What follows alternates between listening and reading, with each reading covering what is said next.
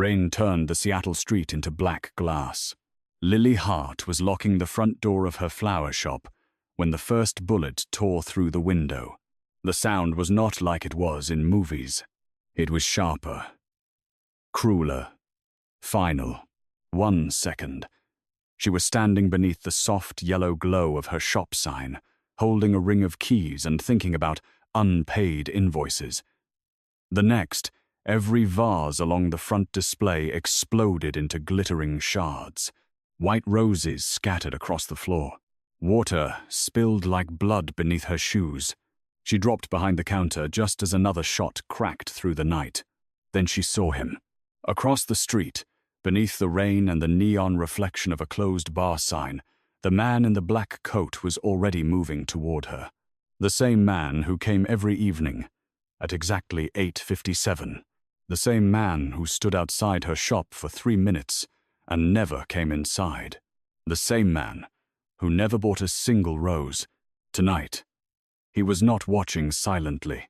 Tonight, he was walking through gunfire, calmly, as if the bullets belonged to him.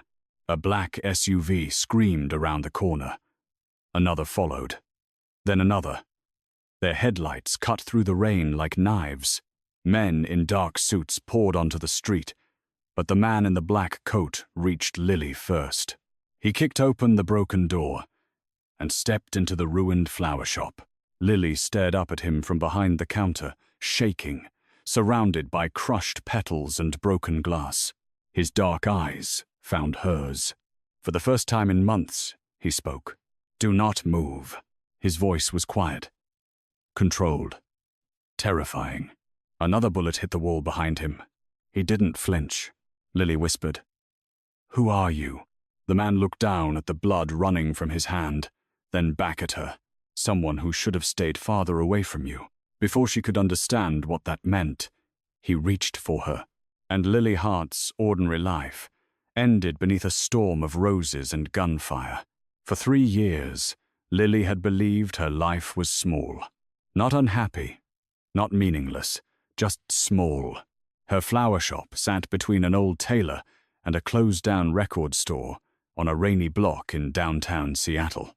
The sign above the door read Heart and Bloom, painted in faded gold letters her mother had chosen before she died. Every morning, Lily opened the shop at 7. She trimmed stems, changed water, arranged lilies for weddings, sympathy wreaths for funerals, tulips for men who had forgotten anniversaries, and cheap carnations for teenagers too nervous to say they were in love. Flowers taught her that people were softer than they pretended. They came in angry, grieving, embarrassed, hopeful. They left holding something beautiful because words had failed them. Lily understood that better than most. Her mother, Evelyn Hart, had raised her alone. Warm hands, tired eyes, a laugh that filled rooms. When cancer took her 5 years earlier, Lily inherited the shop, a box of handwritten recipes, and a loneliness she never fully learned how to set down. She dated rarely, trusted slowly, worked too much. And every evening, near closing, he came. The man in the black coat. He never stood too close, never spoke, never crossed the street. He simply appeared beneath the awning of the abandoned record store. Hands in his coat pockets, dark hair damp from rain, his face cut from shadow and patience. At first, Lily thought he was waiting for someone. Then it kept happening. Monday, Wednesday, Friday, rain, fog, snow, wind. Always 8:57. Always 3 minutes. Always watching the shop. Not her. Or that was what she told herself. After the 3rd week, her assistant, Mia, pressed her face to the window and whispered, "That man is either in love with you or planning your murder." Lily had laughed because fear was easier to dismiss when someone else named it first. After the 2nd month, people in the neighborhood started whispering, "That's Dante Moretti, the West Coast King, Owns half the ports. Don't look at him too long. People disappear for less. Lily didn't believe in gossip. She believed in rent, invoices, fresh water, and keeping orchids alive through winter. But Dante Moretti did not look like gossip. He looked like a warning.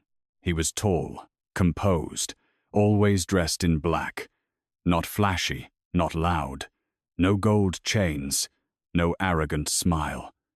His power came from stillness, from the way other men lowered their eyes when passing him, from the way cars slowed near him and sped away faster. Once, a drunk man stumbled out of the bar and shouted something crude toward Lily while she was sweeping petals from the sidewalk. Dante had turned his head. That was all. The drunk man went pale, apologized to Lily, and crossed the street so fast he nearly fell. Still, Dante never came inside, never bought a rose, never asked her name, until the night someone tried to kill her. After the shooting, Lily remembered everything in pieces. Dante lifting her over broken glass, his coat wrapped around her shoulders, the smell of rain, gunpowder, and crushed gardenias, his hand firm at the back of her head as he guided her into the SUV, her voice shaking as she said, "I'm not going anywhere with you." His reply, low and cold, "You already are." She tried to pull away. One of his men moved forward. Dante stopped him with a glance. Then he leaned closer to Lily, close enough that she could see rain caught on his lashes. "You can hate me in the car," he said, "but you will be alive when you do it." The SUV door shut. Seattle blurred behind black glass. Lily sat pressed against the far side of the leather seat, breathing too fast. Dante sat across from her, not beside her, as if he understood that proximity might break whatever fragile control she had left. His hand was still bleeding. She stared at it. "You're hurt. It is not important. You got shot? Grazed. You walked into bullets for me." His eyes lifted. Yes. The simplicity of the answer terrified her more than the shooting. "Why?" Dante said nothing. Outside, the city lights became streaks of gold and red through the rain. Lily swallowed hard. "Where are you taking me?" "Somewhere safe. I don't know you. You know enough. I know you stand outside my shop every night, like a ghost." Something flickered across his face. Not guilt. Not quite. Recognition. "You noticed?" "Of course I noticed. I'm a florist, not blind." For the first time, one corner of his mouth almost moved. Almost. Then it disappeared. "You should have ignored me. You made that impossible." He looked out the window. "I know. The safe house was not a house. It was a penthouse above the city, hidden behind private elevators, armed security, and glass walls overlooking a storm-dark skyline. Everything inside was expensive and cold. Black marble, low lighting, tall windows, no personal photographs, no clutter, no softness. It felt less like a home and more like a beautiful place where emotions went to die. Dante's men spread through the rooms without speaking. Lily stood in the middle of the living room in her wet cardigan and ruined shoes, feeling like a wildflower dropped inside a museum. A woman in a navy suit approached with a medical kit. Dante removed his coat. Lily saw blood soaking the sleeve of his white shirt. "You need a hospital," she said. "No, that wasn't a suggestion." His gaze slid to her. For a moment, the room went silent. His men watched carefully, as if no one spoke to Dante Moretti that way, and survived. But Lily was too shaken to be careful. "You bled all over my shop," she snapped.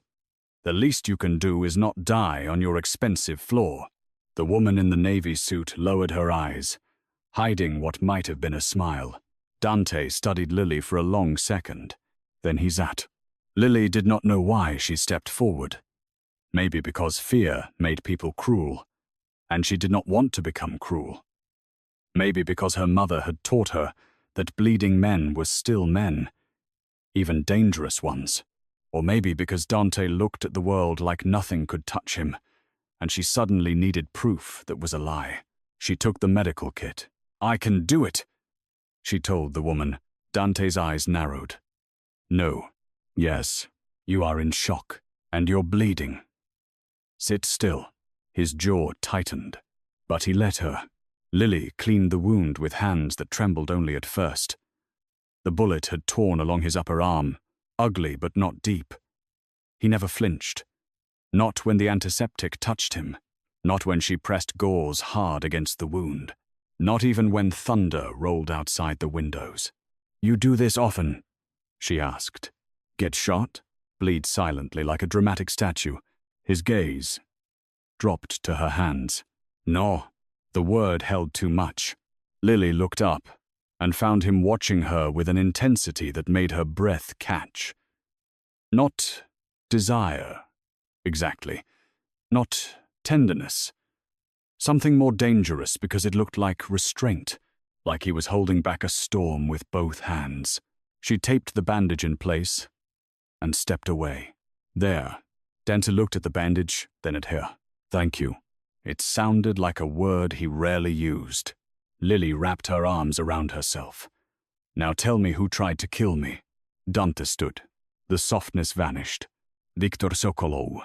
The name meant nothing to her. "Who is that?" "A man who wants to hurt me." "So he shot at my flower shop?" "Yes." "Why?" Dante's silence answered before he did. Lily felt cold spread through her chest. "Because of you," she whispered. His face remained controlled, but something in his eyes darkened. "Yes." She backed away. "I want to go home." "You cannot. You don't get to decide that. Tonight I do." "No." Her voice cracked, but she lifted her chin. "You don't get to stand outside my life for months, bring violence to my door, drag me into your penthouse, and tell me what I can and can't do." Dante stepped closer, slowly. Not threatening. Worse. Certain. "I did not bring violence to your door, Lily." Her blood went still. She had never told him her name. He saw the realization hit her. "You know my name?" "Yes." "How?" His silence returned. Lily felt the room tilt. "My apartment," she said. "My car. My routine. You know all of it, don't you?" Dante didn't deny it. Her stomach turned. "You've been watching me, protecting you. That is not the same thing. It became the same thing when men started following you." "How long?" His face hardened. 3 years. The words landed like another bullet. Lily stared at him. 3 years. Every strange feeling of being watched. Every black car she thought she imagined. Every time a man crossed the street when she left late. Every time danger seemed to vanish before it reached her. "You had no right," she whispered. "No." The admission stunned her. Dante looked at her, as if he accepted every accusation before she spoke it. "I had no right," he repeated. "But you are alive." Lily's eyes burned. "I would rather have the truth." His expression changed then. Barely. But she saw it. Pain, buried under years of discipline. "No," he said quietly. "You would not." The next morning, Lily woke in a bedroom larger than her entire apartment. For a few seconds, she forgot. Then the smell of smoke in her hair brought everything back. She found fresh clothes folded on a chair. Jeans, sweater, socks. Her exact sizes. That disturbed her more than the armed guard outside the bedroom door. Dante was in the kitchen, speaking Italian into a phone.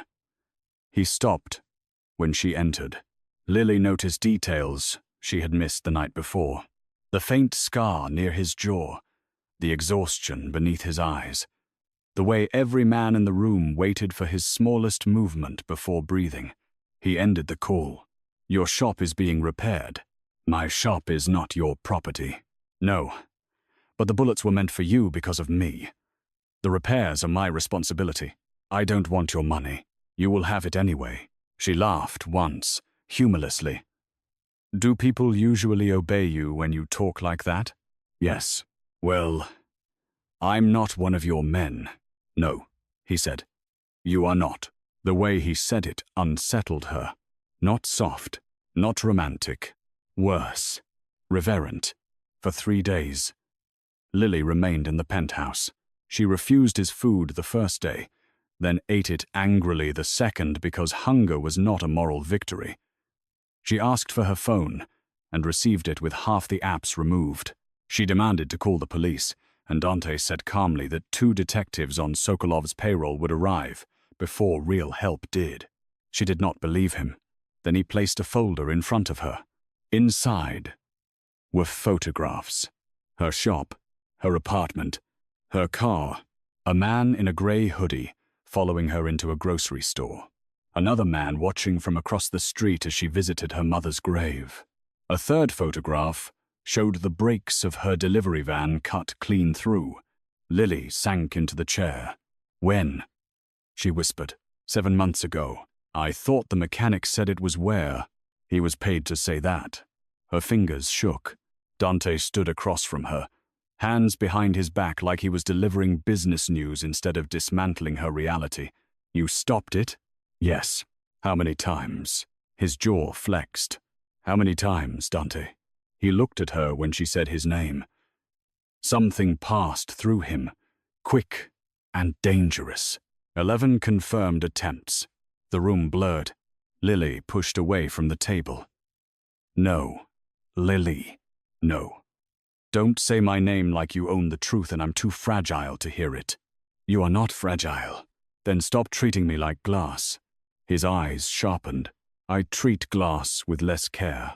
The words hung between them. Too intimate. Too revealing. Lily's pulse stumbled. Dante looked away first. That night, she tried to leave. She waited until the penthouse grew quiet, stole a keycard from a side table, and slipped into the elevator barefoot with her shoes in one hand. Her heart hammered as the doors closed. They opened in the private garage. Dante was waiting beside a black car. Not angry, not surprised, just tired. Lily froze. Did you know I would try? Yes. Then why let me get this far? Because you needed to feel the door open. The gentleness beneath the words enraged her. You are manipulating me. I am keeping you alive. You don't get to make a prison beautiful and call it protection. For the first time, anger flashed in his eyes. This is not a game to me. It's my life. His voice dropped. Yes, that is exactly why I cannot afford to lose. She stepped closer, furious enough to forget fear. I am not yours to lose. Dante went still. The garage seemed to darken around him. No, he said, each word controlled. You are not. But his eyes said something else. Something he hated. Something she felt like heat under her skin. A car engine echoed somewhere below. Dante's men shifted. Lily whispered, What do you want from me? His gaze lowered to her mouth for half a second, then returned to her eyes. Nothing I deserve. The answer cut through her anger. For one breath, neither moved. Then his phone rang. His face changed the instant he looked at the screen. Cold returned. What happened? Lily asked. Dante did not answer her. He spoke to his men. Lock down the building. Then to Lily. Go upstairs. No. Lily. The warning in his voice would have silenced anyone else. But she had spent 3 days being afraid, and fear had begun turning into something sharper. What happened? Dante looked at her. Sokolov found your sister. Lily's world stopped. My sister? You have a half-sister. Ava. 12 years old. Your father's child from another relationship. Lily stared at him, as if he had spoken another language. My father died before I was born. No, Dante said quietly. He disappeared. The garage spun. Another secret. Another piece of her life, stolen before she even knew it existed. Dante stepped forward, but stopped before touching her. I was going to tell you. When? After you've finished deciding which parts of my life I'm allowed to know. His expression tightened. A man approached, holding a tablet. On the screen was a grainy image of a young girl being pulled from a school parking lot into a dark van. Lily's anger vanished. A sound broke from her throat. Dante took the tablet from his man and turned it away. "Look at me," he said. Lily couldn't breathe. "Look at me." She did. The world narrowed to his eyes. "I will get her back. You swear?" Something ancient and violent moved through his face. "Yes." The rescue happened beneath a foggy Seattle harbor. Dante refused to let Lily come. Lily refused to stay. In the end, she rode in the back of the SUV between two armed men, wearing a bulletproof vest beneath Dante's black coat. He had argued. She had not listened. "You are impossible," he said. "You kidnapped me first. I saved you. You keep using the wrong words." He almost smiled. Then the harbor appeared through the fog, all steel containers, wet pavement, and sodium lights bleeding gold into the mist. Dante became someone else there, not the silent man outside a flower shop, not the controlled captor in a penthouse. A king entering his battlefield. Men moved when he lifted a hand. Guns disappeared under jackets. Orders passed in whispers. Every inch of him radiated lethal calm. Lily should have been horrified. Part of her was. Another part watched him and understood why dangerous men feared him. He did not need to shout. He simply decided. They found Ava inside a shipping office, tied to a chair but unharmed, eyes wide with terror. Lily rushed forward before anyone could stop her. "Ava." The girl flinched. "I'm Lily," she whispered. "I'm your sister." Ava began to cry. Lily untied her with shaking hands and pulled her close. Behind them, a gun clicked. Dante moved faster than thought. He shoved Lily and Ava behind him as the first shot fired. The bullet struck his shoulder. He staggered, but did not fall. Then the harbor erupted. Lily covered Ava's ears as men shouted and glass shattered. Dante stood between them and the violence, black coat whipping in the wind, blood spreading dark across his shirt. A man stepped from the shadows. Silver hair, pale eyes, expensive gloves. Viktor Sokolov. "So this is her," Victor said, looking at Lily. "The flower girl who made Dante Moretti careless." Dante's voice was ice. "Leave now, and you die quickly," Victor smiled. "Still pretending this is about honor? Tell her the truth." Lily's blood chilled. Dante did not move. Victor's smile widened. "He has been protecting you because your mother begged him to." Did he mention that? Did he mention she died in his arms? Lily turned slowly. Dante's face had gone expressionless. Too expressionless. "What is he talking about?" she whispered. Victor laughed softly. "Ah." He did not. A siren wailed in the distance. Dante fired one order in Italian. His men surged forward. Victor disappeared into the fog before they could reach him. The fight ended quickly after that, but Lily barely heard any of it. Her mother died in his arms. Dante had known her mother. Dante had known everything. Back at the safe house, Ava slept in a guest room with two guards outside the door. Lily stood by the window, still wearing Dante's blood on his coat. He entered quietly. His shoulder had been bandaged. His face was pale, but his posture remained perfect. Like pain was an insult he refused to acknowledge. "Tell me," Lily said. Dante closed the door behind him. For once, he did not command, did not evade. He stood across the room like a condemned man. "Your mother worked for my family," he said. Lily's heart twisted. "No, she arranged flowers for our private events, weddings, funerals, galas. She saw things she should not have seen. My mother was a florist." Yes, Dante said. And brave enough to testify when my uncle murdered a man in front of her. Lily gripped the back of a chair. She was the witness? The only one. Memories flashed.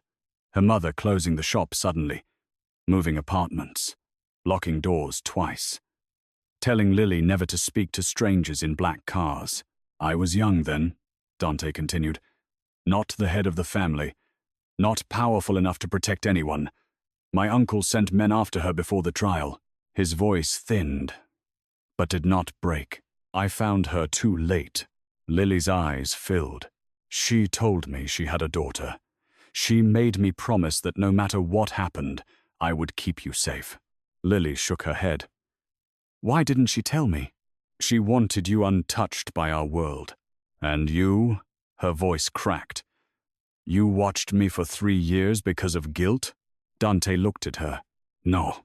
The answer came too quickly, too honestly. At first, yes, he said. I told myself it was a debt, a promise, a duty. His eyes darkened.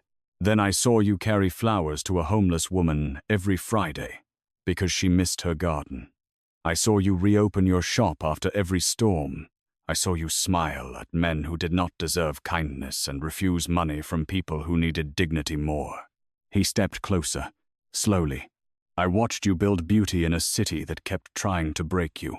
Lily could barely breathe. And then, she whispered.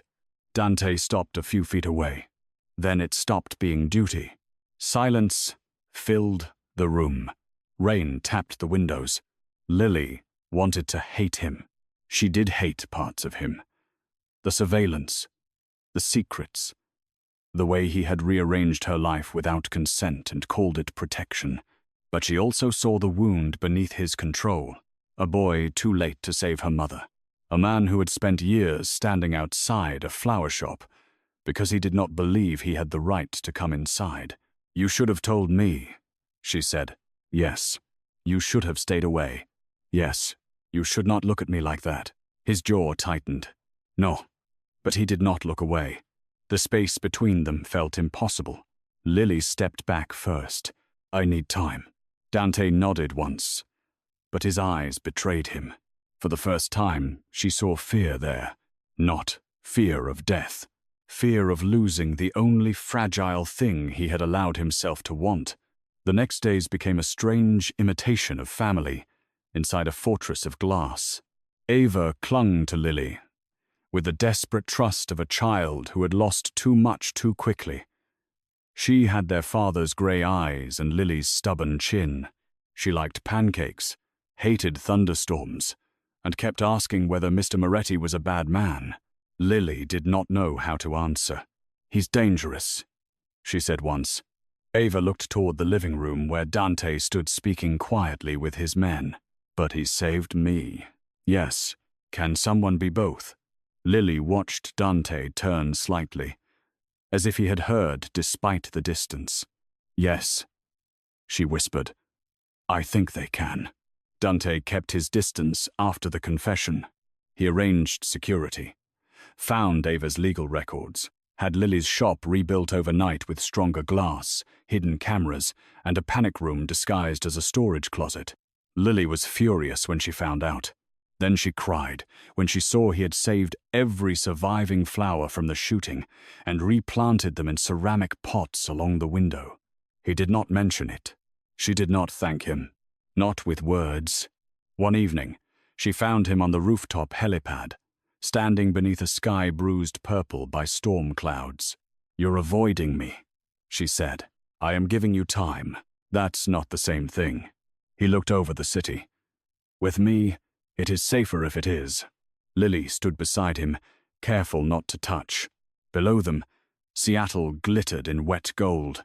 You don't get to decide what I can survive, she said. Dante's laugh was soft and humorless. I have made a life out of deciding who survives. And are you tired? The question struck deeper than she expected. His face remained calm, but his eyes shifted. Yes. The honesty moved through her like a hand closing around her heart. Lily looked at his banded shoulder. You never bought flowers. No. Why? I did not want you to remember my voice. That's ridiculous. It worked for a while. You stood outside my shop every night. I remembered everything else. His gaze turned to her. The wind lifted her hair. He reached out as if to tuck it behind her ear, then stopped himself. The almost touch hurt worse than contact. Lily whispered, "What flower would you have bought?" His eyes held hers. "White roses. Why? Your mother carried them the night she died." Lily closed her eyes. Grief rose. When she opened her eyes, Dante was watching her like he would accept any punishment she gave him. She stepped closer. His entire body went still. "Don't lie to me again," she said. "I won't. Don't lock me away and call it love." His expression changed at the word. Love. Neither of them touched it. Not yet. Dante's voice lowered. "If I ever love you, Lily Hart, it will not be gently.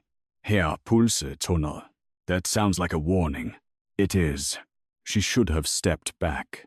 She didn't. Before either of them could move, the rooftop door burst open.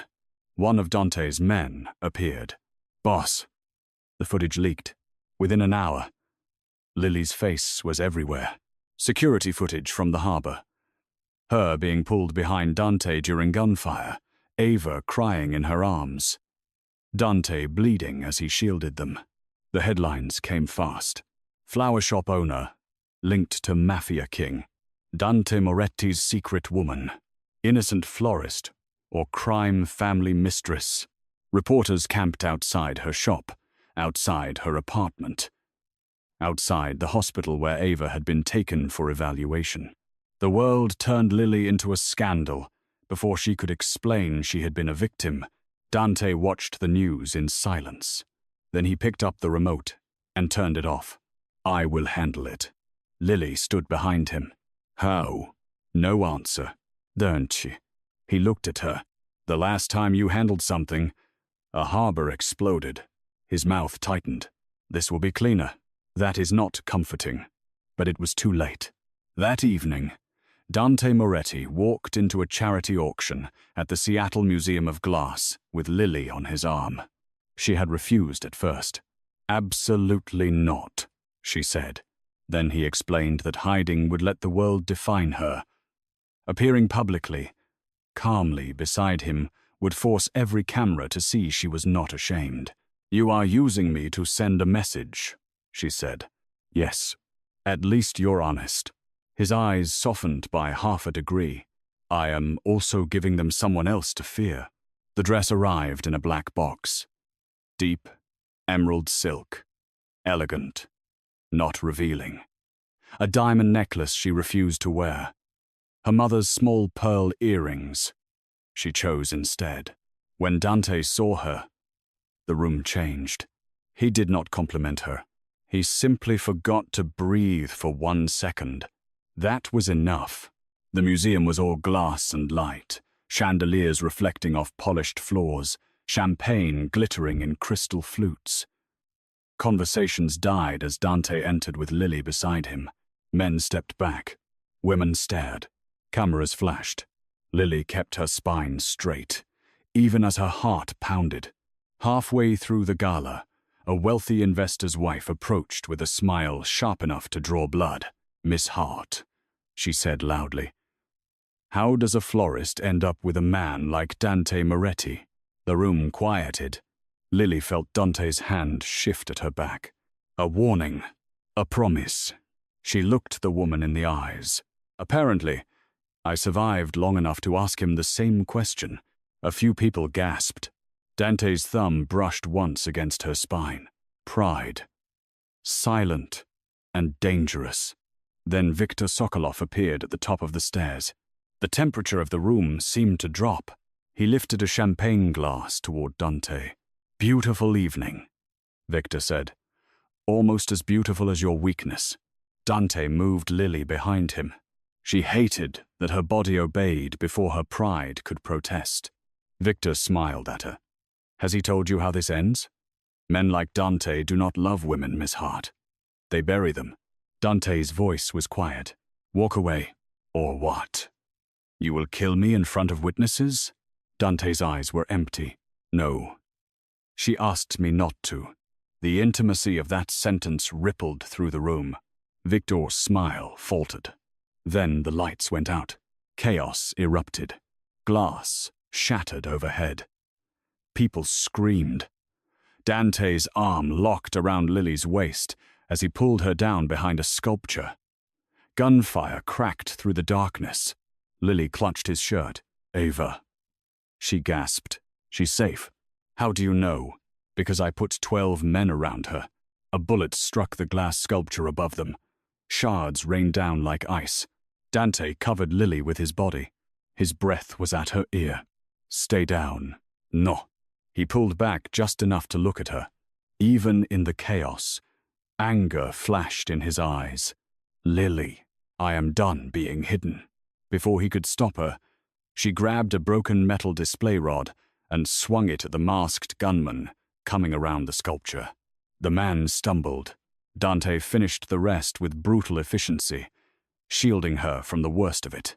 When the emergency lights flickered on, the room looked like a war had passed through elegance. Victor was gone, but on the floor near Lily's feet lay a white rose. Wrapped around its stem was a note.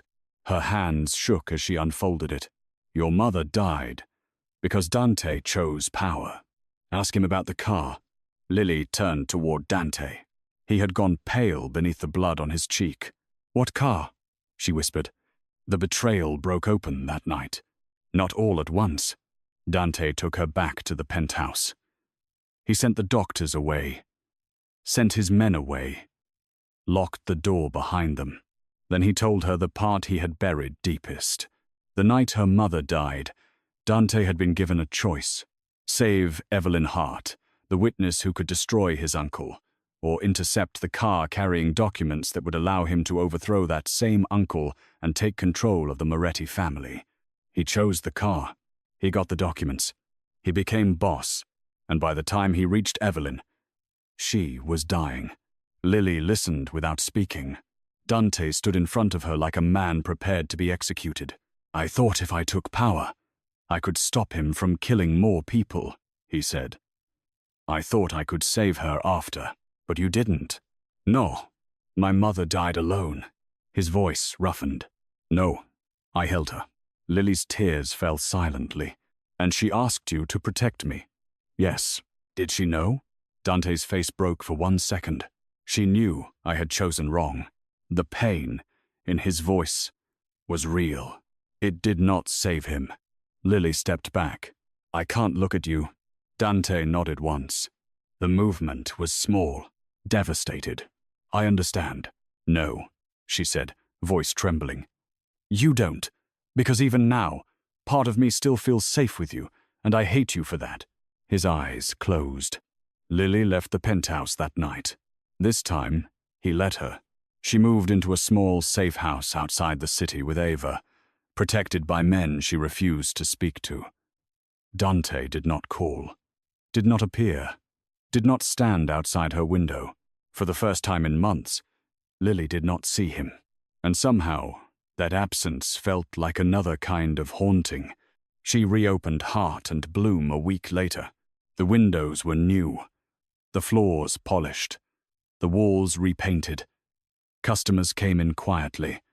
Treating her like tragedy made her fragile. Reporters still lurked, but fewer now.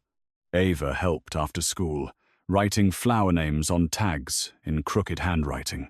Life tried to become ordinary again, but ordinary no longer fit. One rainy evening, Lily found a single white rose on the shop counter. No note, no signature. Her heart twisted. She looked outside. No man in a black coat, only rain. Mia, her assistant, touched her arm gently. You miss him. Lily shook her head. I shouldn't. That's not the same thing. Lily hated how true that was. 2 nights later, Ava disappeared from the safe house. This time there were no bullets, no broken doors, no warning, only a message delivered to Lily's phone. Come alone to St. Agnes Church. or the child dies. Lily did not call Dante. She knew he would come with an army. She knew Victor expected that. So she took her mother's old delivery van and drove into the rain alone. St. Agnes was an abandoned church near the waterfront, its stained glass windows cracked, its bell tower leaning into the storm. Candles burned inside despite the darkness. Hundreds of white roses covered the aisle. Ava sat near the altar, tired but alive, crying softly. Victor stood beside her. "Romantic, isn't it?" he said. "Dante built his obsession in flowers. I thought it fitting to end it here." Lily forced herself forward. "Let her go." "You came alone. Brave." "No. Tired." He laughed. "You have no idea what you are, do you? Evelyn Hart's daughter. The promise Dante failed once and tried to worship afterward. If I kill you, I do not just hurt him." Victor stepped closer. "I empty him." Lily's fear turned cold. "You think he loves me because I make him weak?" "No," Victor said. "He loves you because you make him human. That is worse." The church doors blew open. Rain rushed in. Dante stood in the entrance. Alone. No army. No men. Just him, soaked in rain, face carved from fury and fear. Lily's breath caught. Victor pressed a gun to Ava's shoulder. "I said alone." Dante's eyes never left Lily. "So did I." "You came without men?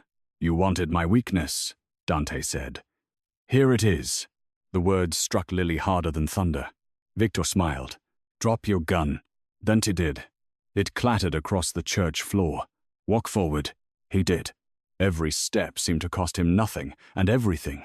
Lily shook her head, tears rising. "Dante, don't." He looked at her then. The control was gone.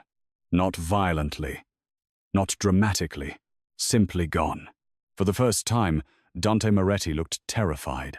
Not of Victor, of failing her again. "I should have chosen your mother," he said, voice low enough only she could hear. "I will not make that mistake twice." Victor raised his gun. The shot cracked through the church. Dante moved. Before Lily understood what was happening, he took the bullet meant for her. Blood spread across his chest. Lily screamed. Then the stained glass windows shattered as Dante's men stormed the church from every side. The world became thunder, rain, candlelight, and violence. Lily ran to Ava, cutting her free with a shard of glass. Dante, bleeding heavily, still rose to fight Victor near the altar. It was not elegant. It was brutal, desperate, personal. Victor slashed Dante across the ribs with a hidden blade. Dante staggered but caught him by the throat and drove him back against the altar. "You were right," Dante said, voice raw. "She made me human." He leaned closer, and that made me far more dangerous. By the time the police sirens reached the church, Victor Sokolov was alive, but defeated, bound, and surrounded by enough evidence to bury his empire forever. Dante collapsed before they could take him away. Lily caught him as he fell. For once, he was too weak to stop her. Rain poured through the broken roof. Candles flickered around them. White roses were crushed beneath their knees.